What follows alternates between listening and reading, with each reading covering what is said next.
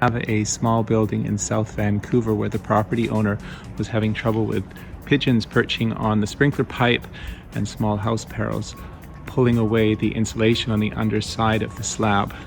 So we were called in to install a bird exclusion netting.